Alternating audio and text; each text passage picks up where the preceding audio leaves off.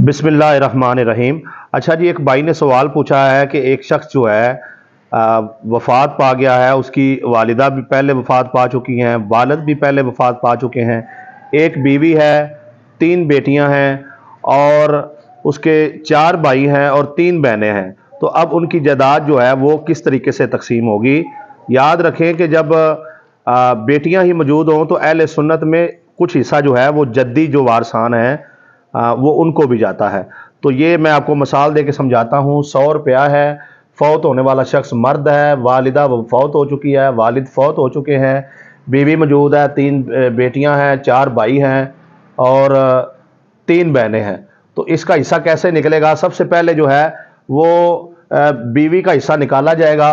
तो 100 रुपये का अगर 8वां हिस्सा जो है वो निकाला जाए, तकरीबन 12.5 रुपये ये बीवी का हिस्सा चला जाएगा।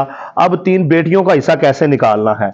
कुल जायदाद के 3 हिस्से बनाए जाएंगे, तो 2 हिस्से जो है वो बेटियों को जाएंगे और बेटियों में वो बराबर तकसीम हो जाएंगे। तो 100 रुपये का अगर आप तीसरा हिस्सा निकालें तो 66 रुपये 66 पैसे या 67 पैसे जो है वो निकलता है। तो जिसमें 22 रुपये 22 पैसे एक बेटी को, 22 रुपये 22 पैसे दूसरी बेटी को, 22 रुपये और 22 पैसे जो है वो तीसरी बेटी को।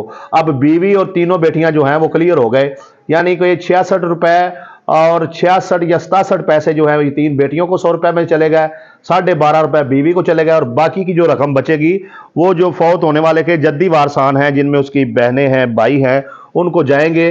तो बाकी जो रकम बची है उसमें से 2 हिस्से जो है वो भाइयों को जाएंगे और 1 हिस्सा जो है वो बहनों को जाएगा।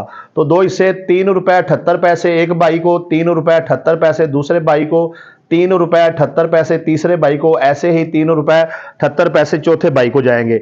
और 3 बहनें हैं, 1 रुपये 99 पैसे जो है वो एक बहन को, 1 रुपये 99 पैसे दूसरी बहन को, 1 रुपये 99 पैसे जो है वो तीसरी बहन को। अब अगर आप इसकी कैलकुलेशन करेंगे तो ये जो है 100 रुपया बन जाएगा। तो इस तरीके से जो है इस जायदाद ने तकसीम होना है। याद रखें ये तरीका अहले सुन्नत, अहले हदीस और देवबंद में है, लेकिन अगर जो है वो अहले तशी हो, मतलब शिया हो, शिया मसलक से तल्लक हो फौत होने वाले मर्द का, तो ये जो बहनें और भाई हैं इनको कुछ नहीं जाएगा, बल्कि बीवी का हिस्सा निकाल कर जो कि 12.5 रुपये जो है वो बनता है, तो बाकी की जो कुल जायदाद है वो तमाम जो बहनें हैं यानी उस मर्द की जो बेटियां हैं उनमें बराबर जो है वो तकसीम हो जाएगा। तो इस तरीके से इसकी तकसीम जो है वो होनी है।